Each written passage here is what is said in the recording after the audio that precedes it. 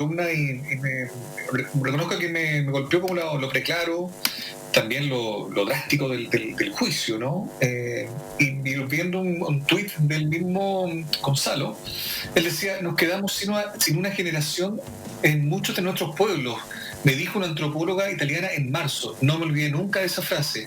Eso es lo que está en el espíritu de esta columna, en que juzgo la irresponsabilidad de quienes dirigen al país en una catástrofe, ¿no? Y pone así en contexto un texto que habla de muchas cosas, entre otras, que no va a haber plebiscito, que van a haber miles de muertos, que hay comunas de Santiago que van a ser nuestra Lombardía, ¿no? Dando cuenta un poco de lo que pasó en Italia, que esto va a ser peor, una catástrofe peor a la de los terremotos del 60, del 2010, en fin, es una mirada bien radical, bien potente, pero yo creo que es bueno poder conversarlo con él. No sé si ya está contactado con nosotros. Estaba Gonzalo con nosotros, de hecho como que nos estaba aclarando algunas cosas, y hay una parte también que a mí me llama mucho la atención, porque además está muy bien escrita, por supuesto, que tiene que ver con que nos vamos a quedar sin primavera. Esa frase me dejó como... Ahí está Gonzalo, ya lo estamos viendo. Hola Gonzalo, bienvenido a La Voz de los que Sobran. Muchas gracias por estar compartiendo con nosotros. Primero, cuando escribiste esta columna, ¿qué estaba pasando contigo? ¿Qué estabas pensando cuando empezaste a escribirla? Y si pensaste que iba a tener tanta repercusión. Sí, yo estaba con mucha ira, con mucha tristeza, con mucha angustia, y tengo una gran mentora de Estados Unidos que me dijo, y sobre todo para las personas que somos latinos allá, o bien para los, como estaban comentando antes con los afroamericanos, cuando uno está así, uno tiene que escribirlo, tiene que de alguna manera ponerlo en la escritura. Y la verdad es que la columna que inicialmente escribí era mucho más fuerte. Era mucho más fuerte, tenía de alguna manera, y debo agradecer realmente a los editores de La Segunda por hacerlo un poco más, temperarlo un poco, porque es un diario que se lee en el segundo piso. Exacto. Y la idea era que esto se leyera en el segundo piso, que se leyera en los ministerios, que se leyera por la gente en los pasillos del Congreso, porque la verdad es que lo que yo digo lo hemos dicho muchos, y es lo que mucha gente piensa, no es una novedad. Y entonces, bueno, yo volví a releer mi propia entrevista, que la di el 19 de marzo, se publicó el 24. Perfecto. Y dije, qué terrible que lo que dije en ese momento, que sí, se corresponde con evidencia de lo que yo conozco, lo que he estudiado, etcétera, pero que con esta precisión, y no es una cuestión de arrogancia, es que yo la verdad quería que esto no sucediera, que de alguna manera pudiera ser como que estuviera errado. Y no, entonces yo cuando digo la primavera, y gracias por enfatizar esto, pienso que las medidas que tomemos ahora, este fin de semana, cualquiera sean ellas, van a tener impacto de 3-6 semanas más. Junio, los dados están echados. Sí. Lo que va a suceder en junio, no hay nada que hacer, realmente no hay nada que hacer. No hay mucho que hacer. Quizás instalar algunas camas, que no es fácil. Claro. Pero en términos de lo que es el contagio, en términos de lo que es si gente se enferma, no hay mucho que hacer. Entonces, por eso decía la primavera, porque sabemos que no hay meseta para nada. Todavía vamos subiendo a este volcán. No sabemos dónde termina. En las pandemias no se sabe nunca, es un desastre lento. Y bueno, y después quiero decir algo respecto a esto del desastre, porque es importante que esto no es solamente un problema de salud pública. Claro, y en Corea del Sur, de hecho, acaba de tener un rebrote. Mauricio. Sí, bueno, qué bueno saludarte. Yo, bueno, no hemos tenido posibilidad de conversar, pero cuando leí tu columna a mí me interpeló. La compartí al tiro en un chat interno con el equipo del programa, y sugerí, ¿por qué no hablamos con él? Por cierto, que pusiste en palabras la sensación de muchos, y por lo demás una sensación que al menos a mí, y me imagino que a mucha gente, se agudizó ayer, después de esta declaración del ministro de Salud, cuando confiesa, vaya a saber uno con qué doble intención. A mí me sorprende mucho que una autoridad admita que no tiene conocimiento sobre el lugar donde debería ser muy competente, digamos, ¿no? Pero donde reconoce que no tenía alguna idea sobre la magnitud del hacinamiento en ciertas comunas de Santiago. Un día anterior había admitido que de las teorías con las que se había seducido al comienzo de esta pandemia terminaron derribándose como un castillo de naipes, más allá de lo que puede haber detrás, una suerte, creo yo, una suerte de salida del ministerio, o vaya a ser uno. Pero claro, cuando una autoridad reconoce eso, o reconoce que no tenía idea muy bien de lo que estaba hablando, es algo muy brutal, porque a mí me pasa que de la rabia pasé como al desconcierto y a una sensación como de indefensión. Es como, ¿cómo hacemos para seguir adelante? Y bueno, también como dice, hasta aquí nomás llegamos. Más de esto no podemos hacer. Lo que viene ahora es contener lo que viene, y lo que viene, tú también lo dices muy claramente en tu columna, es el peor escenario posible. Vamos a ver morir a mucha gente. Exacto. Por eso a lo mejor tu columna llegó en el momento preciso, porque fue justo en el relato de un día donde la máxima autoridad de salud, en plena pandemia, admite que en realidad no tenía mucha claridad de lo que estaban haciendo, ¿no? ¿Cómo lo ves tú? Sí, y yo creo que una de las cosas que se ha dicho mucho, lo han dicho muchísimas personas, es que ha habido muchos errores comunicacionales, ¿no es cierto? Hay todo un ítem ahí y que ha tenido una gran influencia en la percepción social del riesgo, es decir, cómo es que percibimos si esto es en serio o no, qué es lo que yo tengo que hacer. Pero yo creo que las declaraciones del ministro ayer en la tarde, que son muy parecidas a las de muchos ministros durante el estallido social en el año pasado, Claro. tienen la misma característica, ¿no? Tienen la misma falta de sensibilidad respecto a lo que realmente pasa en el país real. Yo creo que eso es lo que es más brutal en el sentido de reflejar una manera de ver al país que es muy alejada. Es decir, no entender que hay una millones de personas que viven en la economía informal, cientos de miles de personas que viven en campamento. Yo he escrito al respecto. De alguna manera como una incapacidad de entender eso. Yo voy a decir algo que además, aparte, yo creo que debería haber un cambio de gabinete. Debería haber una renuncia del ministro, debe haber un cambio de estrategia en este, porque ya son varios trenes los que se estrellan. Es que este problema país se tiene que localizar en nuestra capacidad de resiliencia frente a los desastres. Nuestro país tiene una gobernanza del riesgo, ya ahora tiene una gobernanza del desastre, y se tiene que localizar en interior, nos guste o no nos guste. Tiene que haber una coordinación de distintos sectores. Esto no puede quedar en las manos de la epidemiología puramente tal y de la epidemiología clínica puramente tal. Esto requiere, por lo menos durante esto de emergencia, porque esto ya ahora es una emergencia, la podíamos haber prevenido, pero ahora es una emergencia, estamos frente a un gran tsunami. Y cuando hay un gran tsunami en este país, no se le encarga a un ministro, es una cuestión de país.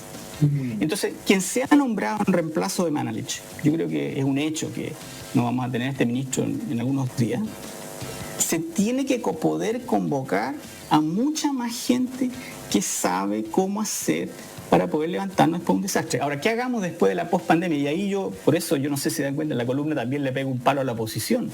Claro. Todas las conversaciones han sido acerca de la pospandemia, cuando aún ni siquiera entendemos cómo la pandemia funciona o cómo termina. En cierta medida, de alguna manera, yo creo que hay cosas que no hicimos, y ya eso es lo de la leche derramada, que se ha conversado mucho. Se debiera haber hecho inicialmente un cordón sanitario grande en el sector oriente, eso se debería haber hecho inmediatamente después que se detectaron los primeros casos en los colegios privados en el sector oriente. Un cordón sanitario significa nadie sale ni entra a esas comunas. Y después haber hecho una serie de cordones a nivel de los puertos, los aeropuertos. O sea, la estrategia, ya todo eso sabemos, ya pasó, no se puede hacer, ya esto está en otro lado. Entonces, ¿qué es lo que tenemos que hacer ahora? Tenemos que hacer una cuarentena real. Una cuarentena real requiere del esfuerzo de todos, no basta el ministro, no basta el ministro de Salud. Y ya sabemos que este ministro, que yo no creo que tenga malas intenciones, yo creo que si uno apaga la parte cuando dice las cosas y escucha su voz en los últimos días, la manera en que respira, es que está ansioso, está preocupado. Pero ya no da más, no da en el ancho para lo que necesitamos. Y no lo digo solamente por una cuestión de que si me gusta o no me gusta este gobierno, es que realmente es algo que debiera haber sido exigido desde todos lados. no sé cómo decirlo Sí. de otra manera, digamos. Yo quiero hacer hincapié en que tú también, Gonzalo, eres investigador del Centro de Investigación para la CIGIDEN, Gestión Integrada del Riesgo de Desastres, CIGIDEN, ¿no es cierto?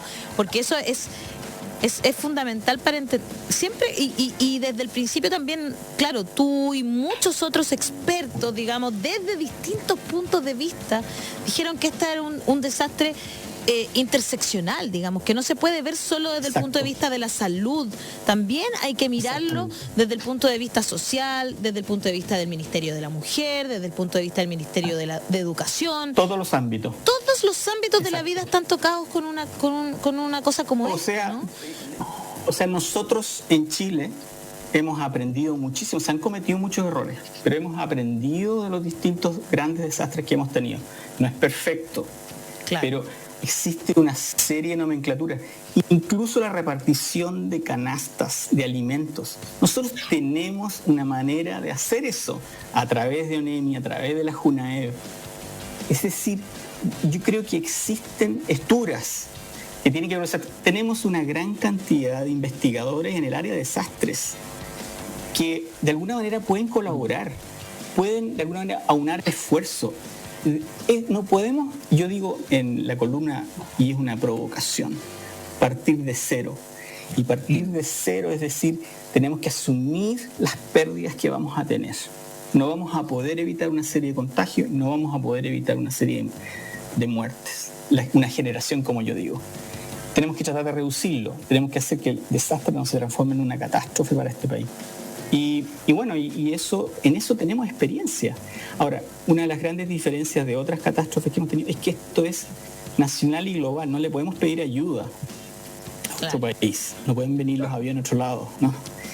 Y por otro lado, yo creo que hay que dejar de lado esta idea de continua de compararnos con los otros países. O sea, esto es una cuestión global. Claro. Esto es una cuestión en que nos podríamos ayudar. O sea, yo no entiendo esta idea de pensar que somos la especie, somos la excepción. Y es trágico, pero yo en la columna hubiera dicho que finalmente vamos a ser como un país europeo en Latinoamérica. Es trágico, porque podemos ser como Italia o España. Y eso es muy traumático. Daniel. Oye, Yo lo otro, ¿puedo decir algo respecto a lo que estaba escuchándolos antes en la parte anterior? por supuesto. De mi colega de Estados Unidos, y que yo creo que si no hacemos algo, eso que está sucediendo en los Estados Unidos en este momento, que, sucede cada ciertas décadas, ¿no? Sí. Puede suceder perfectamente acá. Es de alguna manera lo que hemos estado viendo, en cierta medida lo que ha ocurrido mucho en el sur. No hemos sido capaces de escuchar. Cuando digo escuchar, no solo escuchar a algunos expertos o algunos investigadores, sino que escuchar dónde están la gente en esto. Nadie quiere que esto no funcione, pero hagamos algo que sea real, o sea, salgamos de estas discusiones casi de minucia en este momento. Sí. Sí, Daniel. Gonzalo, soy Daniel Stingo. Hola, Daniel. Hola. ¿Qué es lo que tú propones? ¿Qué es lo que qué es lo que llamas tú partir de cero? ¿Qué es lo que tú propones de aquí en adelante? Porque ya hemos hablado hasta ahora de lo que nos hizo un poco digamos, ¿qué es lo que viene ahora? ¿O qué haría Gonzalo Bacigalupe? Yo te digo Bacigalupe porque creo que es italiano, pero es Bacigalupe. Tenía origen italiano, pero es español, sí. Yo soy amigo de tu hermana Claudia. Mira Sí, tú. mi hermana Lo que menor. pasa es que me acaba de escribir Alfredo, que está en Mejillones, tu cuñado. Y me dice que allá los niños se pasean sin mascarilla por las calles. No, pero te quiero decir una cosa. Claro. Su hermano y Alfredo filma, graba, etcétera. Y me comenta que en las calles de Mejillones, por eso lo quería decir, los chicos andan en bicicleta por las calles sin mascarilla y sin nada. Entonces, cuando yo te refiero y eso es lo que quiero decir. Entonces, ¿qué harías tú en adelante? Porque en Mejillones tu cuñado me está diciendo recién por WhatsApp que los cabros, él me manda una foto del mismo pero tapado entero, pero dice que la gente circula como si nada. Entonces, por eso, ¿qué harías tú ahora en adelante muy, muy propio en Santiago, porque tú dices en tu columna que Santiago hace nuestra Lombardía mayormente y en otras regiones. Sí, Eso es lo que Valparaíso. Valparaíso, sí. por eso también. Valparaíso. Muy ¿Qué, cierto. qué es lo que harías tú? ¿Qué es lo que viene? El gran a partir de un Valparaíso. movimiento, a partir de... Alguien me preguntaba, porque hay una manera en cómo uno escribe esto que cuesta escribir estas columnas y uno no puede incluir todo y no puede decir todo, imposible, ¿no es cierto? Claro, no puede durar eternamente. Ideas, claro. Pero una de las cosas que yo creo que es muy importante es contar la verdad completa, ser muy transparente. Y no solo en términos de darle los datos a los científicos. Tenemos que tener acceso a la lógica completa de cómo se tomaron estas medidas. Que las entendamos todos. Que sepamos dónde se equivocaron, cuándo cambiaron. Necesitamos la bruta realidad. Necesitamos saber dónde están los fallecidos en cada comuna. Necesitamos saber realmente cuál es el problema. Eso es primero que nada, y eso lo tiene que saber todo el mundo. Tiene que haber una capacidad de transparencia de eso muy grande. Esto no es un juego, es de estrategia. Porque yo creo que hay que aunar las fuerzas de mucha gente capacitada en este país que en realidad se ha formado en distintas áreas, de distintos ámbitos. Y para eso, y eso ayudaría mucho a poder tener un diagnóstico que es más espeso, como dicen los antropólogos, de alguna manera que no es solamente de un modelamiento de los números, que es importante, pero que de alguna manera esos números estén espesados por la historia de las personas. Eso es lo segundo. Lo tercero, tienes que hacer completamente fácil que cualquier persona pueda usar mascarilla, que cualquier persona pueda limpiarse las manos con la mezcla que se necesita de alcohol, etcétera, que sea posible higienizar uno personalmente en todas partes sin tener costos adicionales. Se tiene que hacer completamente disponible a todos, a los 19 millones de habitantes. Muy fácil el tomar estas medidas. La distancia social es una conducta aprendida que va a tomar mucho tiempo, en cierta medida, una gran cuarentena. Cuando dicen cuarentena, 40 días, 3 semanas, por lo menos, y sin esta cosa como, prepárense que pasado mañana vamos en cuarentena. Yo creo que ahí se necesita facilitar. Y bueno, yo no sé, yo no tengo las arcas del Ministerio de Hacienda, pero hay que pagarle a la gente para que se quede en cuarentena. Es decir, es una muy buena inversión. Esas son las cosas. Ahora, yo creo que hay que unar realmente fuerzas. Yo creo que alguna de la gente que ha estado en el comité asesor lo ha dicho en varias ocasiones, la presidenta del Colegio Médico, etcétera. Eso es y por otro lado, no nos olvidemos de algunas regiones. Esa es la otra cosa. O sea, la batalla de Santiago, que es la peor metáfora que se le puede haber ocurrido a alguien. Horrible. De alguna manera envía malas señales. Las grandes urbes, en Chile tenemos altas concentraciones de personas y edificios con mucha gente, tenemos veredas angostas, tenemos transporte público que nos achoclona, etcétera, etcétera, que no es solo en Santiago. Es decir, el contagio se dispara donde hay alta concentración de personas y donde hay altos niveles de inequidad. Valparaíso, la región de Valparaíso es un muy buen ejemplo. La región de Valparaíso. Mauricio. Yo, de partida quiero contarte que Piñera está hablando ahora y de nuevo sin mascarilla. Sí. También te quiero decir que respecto está hablando sobre el inicio y sobre economía, además, el inicio del pago del subsidio del ingreso mínimo garantizado. Sí. Claro, como si esto era la solución a todo. Bueno, pero tratando también de entrar un poco que plantea Daniel, porque yo comparto, lo que está puesto en tu columna ayer, que lo he hecho, que en el fondo es como, a esta altura del partido ya no hay mucho más que hacer en términos de prevención, porque lo que no se hizo ya no se hizo.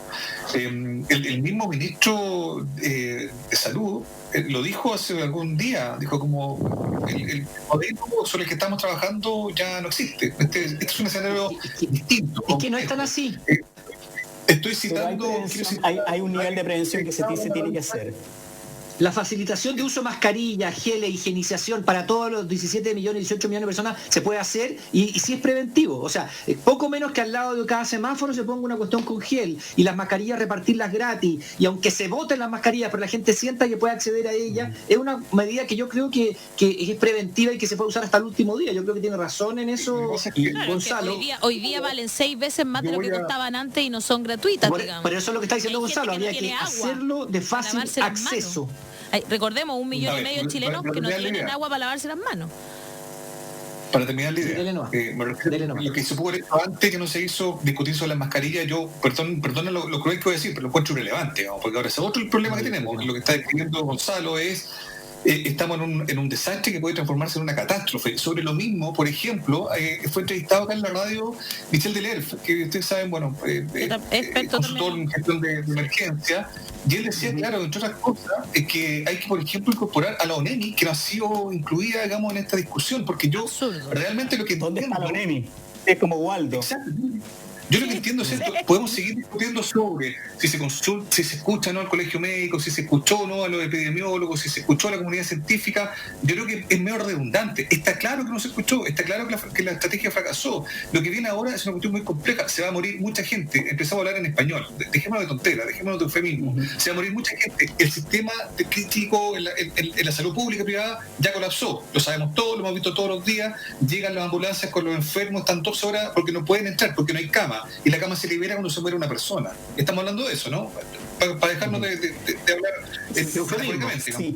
Entonces lo que viene ahora, otra cosa, y dentro de ese escenario, ahí te lo pregunto a ti, Gonzalo, claro, me parece que la estrategia dejar de ser una estrategia de salud, por así decirlo, sanitaria, y tiene una cuestión de emergencia, porque la idea es poder asistir a la gente que lo pueda eventualmente pasar en su casa y que sea estrictamente necesario llegar al recinto hospitalario porque no hay cómo hacerlo. Hay un tema como de logística, siento yo, del que no se está hablando. Pero yo quiero volver lo voy a ahora decir como el punto de vista como salubrista. Yo creo que se ha manejado mucho esta idea de que todos nos vamos a contagiar. Y yo creo que eso es un mensaje, primero, no preciso, y segundo, no es bueno. Debemos comprometernos a no contagiarnos. O sea, de alguna manera tenemos que facilitar el no contagio. Yo pienso que hemos tenido, comillas, suerte de que de alguna manera hay mucha gente que efectivamente ha autogobernado la cuarentena y se ha quedado en su casa y se ha cuidado. Y probablemente gente que de alguna manera es demográficamente más de riesgo, todos los que somos más de 60 años, por así decirlo. Y yo creo que ese no contagio hay que mantenerlo. Es decir, tenemos que proveer las herramientas. Por ejemplo, ¿cómo no se van a contagiar las personas que están a trabajar de ciertas comunas a otras comunas? ¿Cómo las personas más jóvenes que se trasladan para trabajar en zonas donde hay gente que es de más riesgo?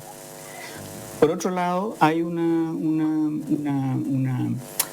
serie de enfermedades crónicas que en Chile son muy comunes, la obesidad, la diabetes, etcétera, que te predisponen, digamos, a afectarte mucho más. Entonces, ahí hay que continuar con grandes medidas de prevención. Esto ahora vamos en 2 bandas, vamos en varios trenes. Uno es el prevenir, el otro es mitigar y el otro es tratar.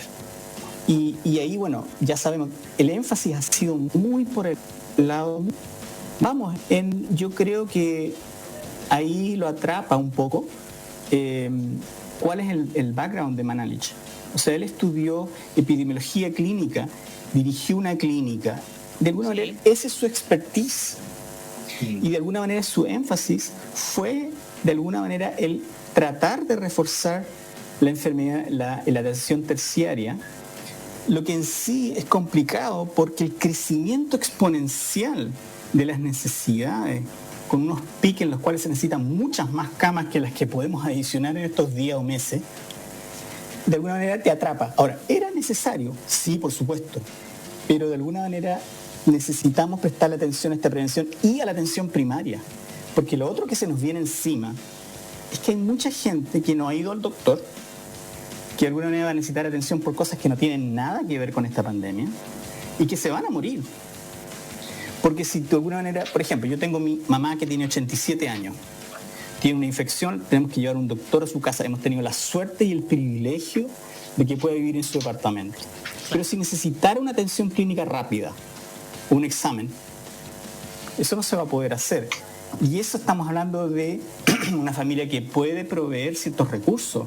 Imagínalo para las personas que no tienen esa capacidad. Y Chile, debido a políticas de salud pública históricamente muy buenas, nosotros tenemos una formidable formación de médicos y enfermeras, etcétera, pero en una infraestructura que es muy mala, que de alguna manera nunca se ha mantenido al ritmo necesario, pero debido a nuestras buenas medidas de salud pública, tenemos un nivel de longevidad bastante alto, parecido, incluso superior a veces que al de Estados Unidos.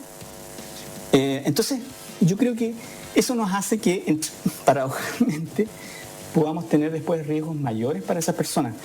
En Chile, el exicamos del gobierno fue muy relacionado con quién se contagió al principio, quiénes fueron los más jóvenes, las personas con más acceso a la salud, las personas más sanas y con seguros privados. Esos fueron los que se esperaban al principio. Por supuesto no se murieron, ¿no? Pero viene ahora esta otra vuelta que es muy distinta. Y no se nos tienen que contagiar, además, la gente que trabaja en salud, que ya está comenzando a suceder. Exacto. Lo conversamos el otro día con el doctor, ¿no? Que ya la gente que... Y vimos también el primer doctor fallecido, ¿no? O sea, exacto. O sea, lo que pasa es que Gonzalo está poniendo énfasis en dos cosas que hablamos el otro día con dos médicos. Uno con Ramiro Cepeda, que dijo exactamente eso. La curva es los que vinieron de afuera. Los que vienen de afuera contagian a los que viven que trabajan en el barrio alto. Exacto. Esos circulan en micros y metro, etcétera, que son gente de edad mediana. Pero esas después pasan entonces cuando llegan a su casa, contagian a sus padres, a sus abuelos que viven en poblaciones hacinados. Ese es como el derrotero que él mencionó. Es una cosa que dijo el otro día Ramiro Cepeda, que lo había visto él. Y lo otro, lo que dijo la doctora ayer, que también dijo, que está repitiéndolo usted, que lo dijo Gisela Alarcón, que dijo, ¿qué pasa con activar la atención primaria? Fundamental activar la atención primaria, lo dijo también. Entonces, está reiterando dos cosas que nos han dicho dos expertos 2 días atrás, con todo sentido y lógica, digamos.